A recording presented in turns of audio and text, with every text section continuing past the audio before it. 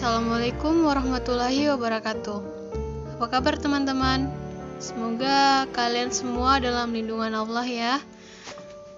Perkenalkan, nama saya Rizky Entianugrah, NIM 2002211083. Nah, materi yang saya akan jelaskan yaitu tentang akhlak sosial. Akhlak sosial, apa sih itu akhlak sosial?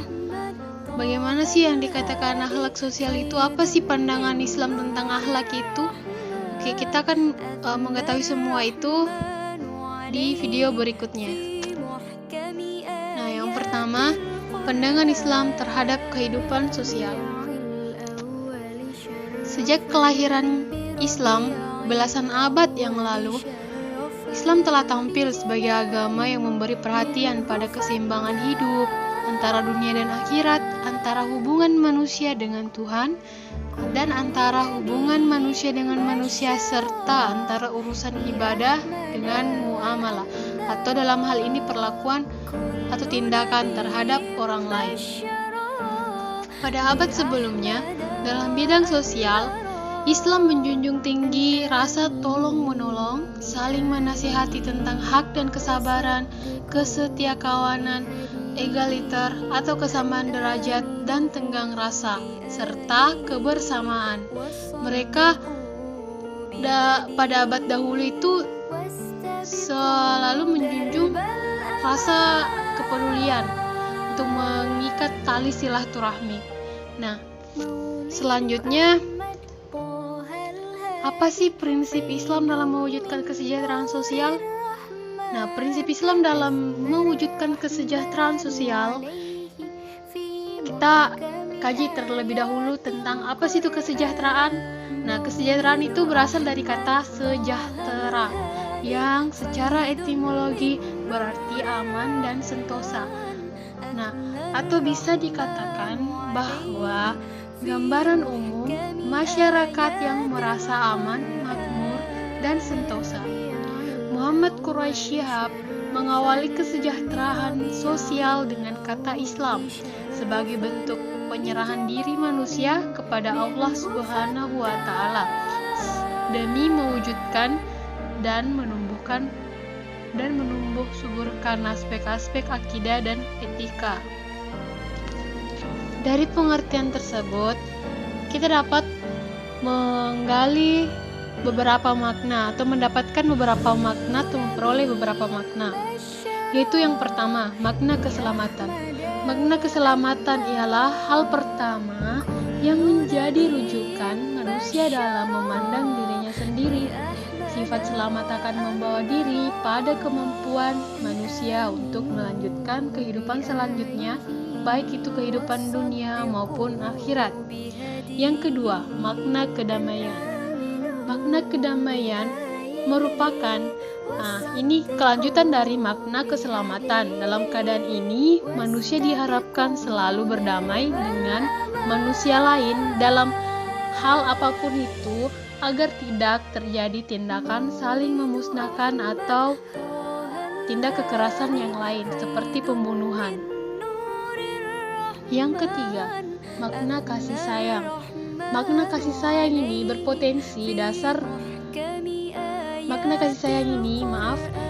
adalah potensi dasar manusia untuk saling memberi dan menerima dalam bentuk perasaan simpati dan empati. Artinya, kita dalam memberikan atau menyampaikan sesuatu itu dengan rasa kasih sayang atau mungkin dengan perasaan-perasaan yang simpati dan empati seperti itu. Nah, yang keempat, makna yang terakhir. Makna yang terakhir yaitu adalah makna kepatuhan. Makna kepatuhan merupakan inti ajaran yang diturunkan oleh Allah pada umat manusia. Jenis kepatuhan ini menandakan bahwa manusia tidak bisa berlaku semaunya sendiri tanpa sebuah arahan yang jelas dari pemimpin. Dalam Islam, kepemimpinan disimbolkan dalam contoh imam ketika sholat. Jadi, seorang masyarakat itu tidak boleh mengambil keputusan sendiri, harus berdasar dengan apa yang diberikan oleh sang pemimpin. Nah, apabila pemimpinnya saja tidak becus atau pemimpinnya ini memberikan atau memerintahkan sesuatu hal yang tidak masuk akal, tentu sangat mempengaruhi masyarakatnya. Dan masyarakat itu pasti akan tidak patuh karena dia berpikir bahwa pemimpin kita selalu seperti ini, menyampaikan hal-hal yang tidak masuk akal. Jadi kita tidak perlu patuh akan hal itu, akan sesuatu yang disampaikan oleh pemimpin itu. Nah, dalam makna-makna itu terperolehlah prinsip-prinsip yang dipegang oleh Islam dalam usaha mensejahterakan umatnya. Prinsip-prinsip itu ada dalam makna-makna tersebut. Nah, sehingga dari hal itu ada yang mengasumsikan kesejahteraan manusia merupakan produk dari sikap keberagamaan. Diharapkan dari konsep Islam itu akan muncul rasa aman, makmur, dan sentosa sejalan dengan pengertian kesejahteraan sosial. Kesejahteraan sosial yang telah dijelaskan sebelumnya. Oke, selanjutnya adalah pandangan Islam. Pandangan Islam terhadap beberapa persoalan. Mungkin teman-teman sering mendapatkan persoalan-persoalan tentang kemiskinan, kebodohan, pengangguran, apalagi mungkin masih banyak yang lain lah. Nah, saya akan mengkaji tentang bagaimana sih pandangan Islam itu terhadap segala perbuatan sosial yang menyimpang seperti kemiskinan, kebodohan, dan pengangguran. Oke. Yang pertama, kemiskinan struktural. Kemiskinan struktural itu merupakan bentuk kemiskinan yang seringkali terjadi pada negara yang sebenarnya memiliki sumber daya alam yang melimpah. Nah, negara ini loh yang mempunyai sumber daya alam yang cukup melimpah, tapi tetap ada yang namanya kemiskinan. Dan ini merupakan adanya unsur kesengajaan dari beberapa pihak yang menjadikan masyarakat tidak berdaya menghadapi sistem yang koruptif. Banyak pemerintah yang korupsi akan sumber daya alamnya, sehingga masih ada yang namanya kemiskinan struktural. Oke, selanjutnya adalah contoh dari kemiskinan struktural, yaitu sistem kapitalisme. Sistem kapitalisme itu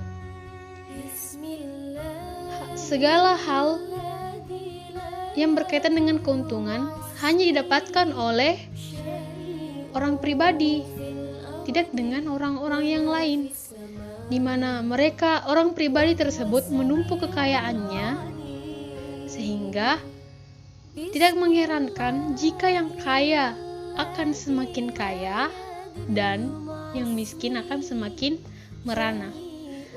Nah, ini sistem yang saat ini dianut di Indonesia. Kita lihat saat ini bagaimana keadaan masyarakat di Indonesia. Banyak yang melarat, banyak yang malah semakin kaya. Nah, dari situ, padahal dalam Al-Quran dijelaskan cukup sederhana. Ada larangan dalam Al-Quran yang menjelaskan bahwa seseorang tidak dibenarkan menumpuk kekayaan untuk kesenangan pribadi, tetapi dianggap kebaikan jika memberikan dan membagi kekayaannya tersebut secara merata. Nah, ini kita mungkin bisa bersedekah, mungkin bisa membangun masjid, atau mungkin bisa memberikan kepada orang yang kurang mampu, bukan dalam bentuk uang, tapi mungkin dalam bentuk barang atau hal-hal yang lain yang mungkin diperlukan bagi masyarakat itu. Nah, selanjutnya, kemiskinan kultural. Kemiskinan kultural tidak terkait dengan sistem yang dianut oleh suatu negara. Kemiskinan ini terpelihara oleh budaya yang dianut oleh sekelompok masyarakat.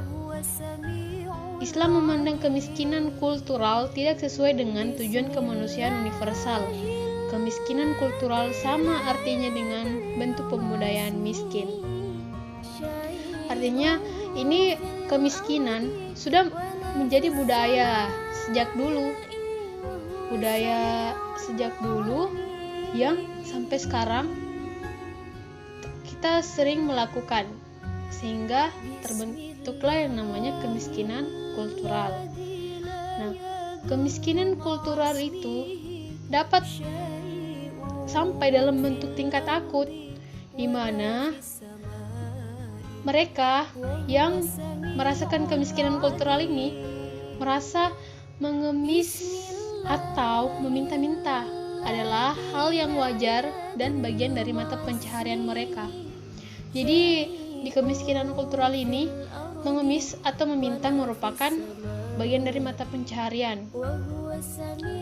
Wah, ini sungguh parah ini kalau kemiskinan kultural atau kemiskinan kebudayaan ini kita budayakan sampai sekarang.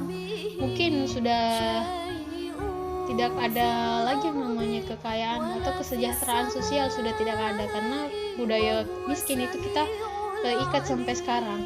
Nah, padahal dalam penjelasan Islam mengajarkan bahwa tangan di atas lebih baik daripada tangan di bawah. Tangan yang di atas adalah menafkahkan dan tangan di bawah adalah yang meminta. Jadi kita lebih baik memberi daripada menerima. Kita memberi sesuatu secara ikhlas, niat karena Allah, memberikan segala hal bagi orang yang membutuhkan sesuai dengan apa yang kita mampu, lebih baik daripada kita yang menerima barang-barang tersebut. Menerima lalu menumpuk. Nah, menumpuk juga sama. Kita kembali ke sistem struktural, yaitu sistem kapitalisme. Kita menumpuk kekayaan, bukan kekayaan maksudnya barang-barang yang kita terima dari sedekah orang, dari nafkah orang, seperti itu. Dari sinilah kemiskinan inilah yang berakibat turunan seperti kebodohan. Maksudnya, jika keadaan miskin akan menyebabkan seorang tidak dapat mengenyam pendidikan secara baik, maka orang-orang yang miskin tersebut bisa masuk dalam kategori bodoh atau kebodohan, seperti itu. Islam memberi jalan keluar pada setiap muslim untuk menuntut ilmu dimanapun, kapanpun, dan pada siapapun. Ketidakterbatasan ilmu dalam Islam banyak dituangkan dalam Al-Quran maupun hadis Nabi atau hadis Rasulullah SAW. Akibat turunan lainnya dari kemiskinan dan kebodohan adalah pengangguran. Semakin lama persoalan ini semakin membesar di tengah-tengah sistem ekonomi yang tidak memihak pada kaum miskin. Nah, selanjutnya kita akan bahas tentang pengangguran. Pandangan Islam tentang pengangguran. Pengangguran disebabkan oleh dua hal, yaitu sebab eksternal dan sebab internal. Apa sih itu sebab eksternalnya? Nah, sebab eksternal itu jika keadaan sekitar yang tidak memberi peluang pekerjaan yang layak bagi pencari kerja, banyak sekali peluang pekerjaan yang hanya memihak pada golongan, kelompok, atau kepentingan tertentu saja, sehingga menutup kemungkinan persaingan yang sehat di antara pencari pekerjaan. Dan juga dapat menimbulkan segala cekcok dan permasalahan hubungan sosial. Nah, sebab kedua yang berkaitan dengan internal manusia sendiri, yakni terpeliharanya budaya malas di sebuah masyarakat. Sama tadi dengan kemiskinan kultural yang sudah membudaya dari dalam diri seseorang, atau sudah membudaya dari belakang, memang dari faktor internalnya, mungkin entah dari keluarga, orang tuanya. Nah, ini sama juga dengan terpeliharanya budaya malas. Nah, rasa kemalasan ini yang membuat kita menjadi bodoh menjadi pengangguran menjadi miskin. Nah, ini semua saling terhubung satu sama lain. Sedangkan dijelaskan dalam Quran surah Hud ayat surah ke-11 ayat ke-6, yaitu A'udzu billahi minasyaitonir rajim. Bismillahirrahmanirrahim. Wa ma min dabbatin fil ardi illa 'alallahi rizquha wa ya'lamu mustaqarraha wa mustawda'ah. Kullu fi kitabim mubin. Yang artinya, dan tidak satupun makhluk bergerak di bumi melainkan semuanya dijamin Allah rezekinya. Dia mengetahui tempat kediamannya dan tempat penyimpanannya. Semua tertulis dalam kitab yang nyata, Lauhul Mahfuz.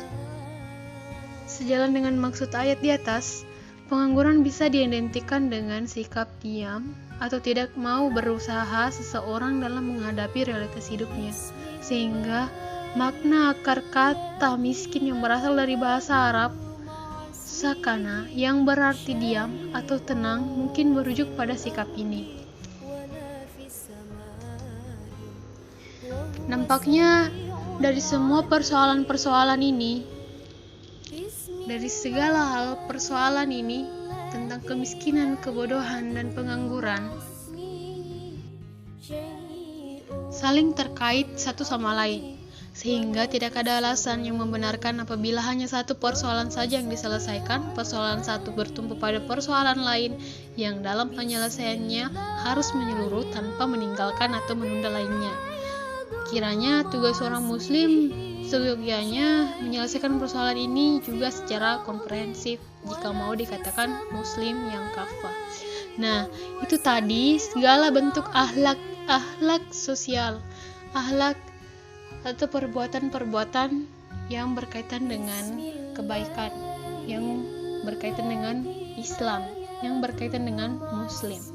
Nah, ini semua adalah yang termasuk dengan akhlak sosial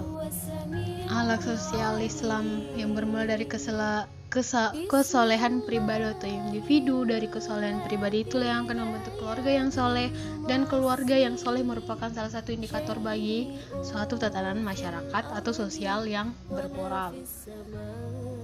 Seperti itu. Jadi semoga teman-teman dapat mengerti tentang apa yang saya jelaskan tadi, dan semoga bermanfaat bagi teman-teman sekalian.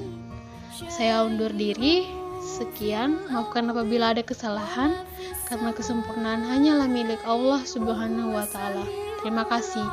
Assalamualaikum warahmatullahi wabarakatuh. Alhamdulillah, ma syabbal huda wa haba, وما تكلم جذع في الحشا تراها.